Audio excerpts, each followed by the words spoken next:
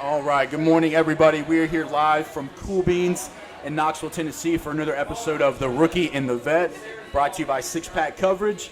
I'm here with legendary Vols and Titans player Albert Haynesworth, and we're going to recap last week's game and talk about the game today against South Carolina. So, Albert, how are we doing today? I'm doing great, actually. Ready to beat my home state of South Carolina. You know, I'm from Hartsville, South Carolina, so is Tyon. I watched him play in high school. I don't know if you knew that. He was a quarterback, and his high school his last year, the running back, two running backs and him, they both had 1,800, 1,500, and about 1,100 yards all in one season. Went all the way to state. Yeah, it's unreal going from a quarterback. Now he's the leading rusher, a dominant force right now for this UT offense. Absolutely. I can't wait to see him dice up the guys he know, just like I used to do. So my biggest games here were against South Carolina because I hated them so much. Yeah, the hometown boy. Exactly. Yeah. So last week, UT ran a train on Missouri, putting up 458 yards of offense just on the ground, thanks to your boy Evans. Yes. He's a big time, you know. I don't think he's going to do that again this week. South Carolina's a little better defense, though. They're ranked 52nd in terms of rush defense, so a little bit better than 115th that we had in Missouri last weekend. But we're going to need a big day out of Hendon Hooker to come through and Evans to kind of double up to at least put up 30, 40 points on these guys. I see them doing that. We need more of a tougher game. I think they'll be able to cut loose and do some things. You know, as far as Ty, I mean, I don't think he's going to have almost 200 yards rushing, but I think he could squeeze out 100, and I think Hendon Hooker can go over the top with him. So you just got to be a balanced attack, not being too heavy on either one. Got to keep the defense guessing. So South Carolina's sitting on the season 3-2 as well as UT. South Carolina's played some SEC teams, although UT hasn't. So this is our first SEC matchup.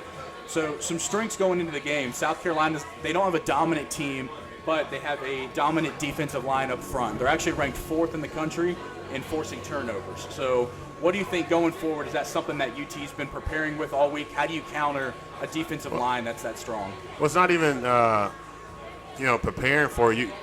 That should be your goals during the season, is to protect the football. You got to protect the football. If you can't do that, you're not going to win many games.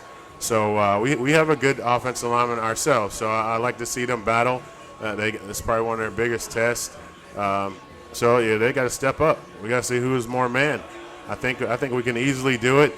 I think we can push them around a little bit and let our running backs, pick the holes and gash them for 4 or 5 yards. Okay. See, that's one of South Carolina's weaknesses that we can try to take advantage of. Another weakness they have is on third down, they're at 30% on the year of converting. So if UT can get that to third down, I mean, there's a 70% chance they're going to punt the ball. Well, we got to keep it. We got to keep it third and short. No third and longs, because then that's it gives the defense, I guess, an edge, and then it forces you to throw deep, or maybe even a screen pass or something like that. So we just gotta play a complete game on defense, offense, and special teams to beat South Carolina. And this is a great test, and I think it's also a test for us to be able to get bowl eligible. This is a big game for that. Because I think we can, the other two easy wins that we're going to have early this year, but this is a tough one. I mean, I think we could do it against Kentucky too, but I like to see us get it done here. Yeah, if we can't win this one, it's going to be a long road to get to 6 wins. We'll beat South Alabama, we'll beat Vanderbilt, but that means we got to try to beat a Kentucky who just knocked off Florida, and then try to take advantage of Georgia. I mean, all those are kind of miracles, but yeah, Georgia, Alabama, they're, of course, they're tough teams. We don't have the talent they do, but I think we have the same talent as Kentucky. They have a great coach that's been there for a while. They know the system, so that could be their edge if they beat us. But we have pretty much the same talent, if not a little better. So hopefully we can do that against Kentucky. But South Carolina, this would be a great test. I think we can definitely do it and show that we can win against pretty good opponents. Like get out of the cellar of the SEC East and become that middle tier team to touching at the upper teams. Okay. So going forward, kind of the keys, what UT needs to win, how they do that today. So you're thinking just secure the football since South Carolina's got a great defensive line, and then limit the deep ball. Well, I mean, we can throw the deep ball. You know, we just need to, we need to run the football effectively. We need to block up front. We need to protect our quarterback, and then our receivers need to catch the ball.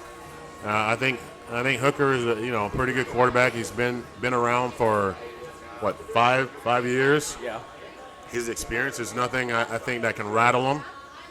And as long as he goes out there and plays this game, we'll be good. We got to have a balanced attack.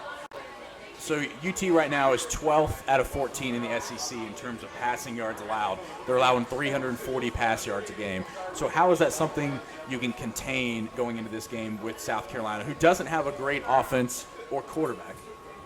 Well, I mean, we need to step it up on defense. Our defense has always been our pillar here at Tennessee, as long as, like I've known, me coming in playing, like, the defense wins the games.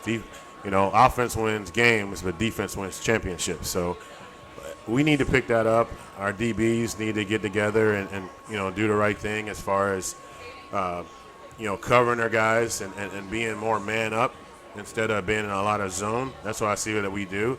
And we seem to get lost in that when we're doing the zones. Okay, good deal. So moving forward from that, the spread and the over-under. So UT's favored right now by 10.5 points. So essentially they need to win by 11 or more.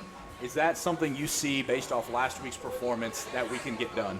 I'm not a betting man, but make it happen. I think it'll be a good game, though, to be honest. I don't know about the 10, 11 points. All I care about is as long as we win the game. I don't care if we beat them by half a point. Sorry that if you put your money up for the spread, but hey, a win is a win for me. I don't care if it's 6-3. I mean, as long as we win, that's all I care. Yes. Yeah. Okay. So the over/under set at 55. So I know you're not a betting man, but so we're looking at like a 30-25 ball game. Do you think that's realistic, or do you think it's a little higher, or a little lower?